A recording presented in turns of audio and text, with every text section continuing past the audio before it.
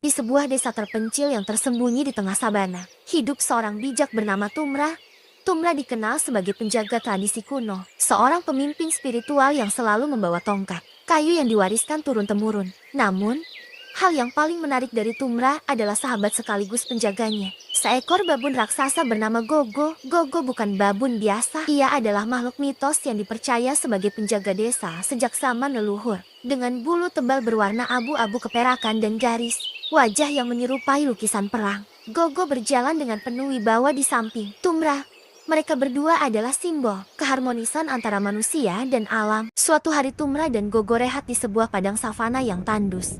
Setelah mereka berjalan ratusan kilometer dari kampung menuju lembah desa berkabut, mereka punya misi mulia dari sang raja di kampung mereka tinggal, yakni mencari batu penawar. Batu panca warna yang konon bisa mengobati segala jenis penyakit. Menurut informasi yang mereka ketahui, batu itu hanya ada di desa lembah berkabut. Setelah beristirahat beberapa saat, mereka kembali melanjutkan perjalanan. Mereka masih akan melewati 3 desa lagi untuk mencapai tujuan. Menurut cerita dari salah satu orang dekat raja, ada salah satu desa di lembah jauh dari peradaban dunia luar. Desa itu bernama Kampung Narako. Desa ini dihuni manusia primitif. Konon ceritanya setiap orang luar yang masuk ke desa mereka dianggap sebagai ancaman. Itu sudah terjadi sejak dahulu. Banyak orang yang melewati desa Narako, tak ada pun satu yang kembali. Begitu kisah orang dekat sang raja. Mendengar cerita itu Tumra dan Gogo hanya terdiam. Tibalah mereka di kampung yang diceritakan orang dekat kerajaan. Dengan sedikit gugup Tumra dan Gogo mencoba berjalan setenang mungkin. Benar saja. Baru berjalan beberapa langkah, kampung yang tadinya sepi tiba-tiba berubah jadi ramai. Satu persatu warga keluar rumah, memperhatikan Kanu dengan Teo dengan tatapan sinis. Sesama warga saling berbisik.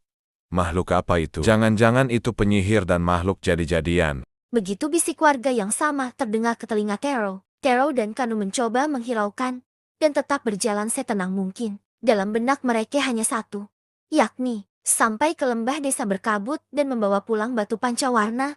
Tiba-tiba satu batu besar melayang ke arah Tumra dan Gogo.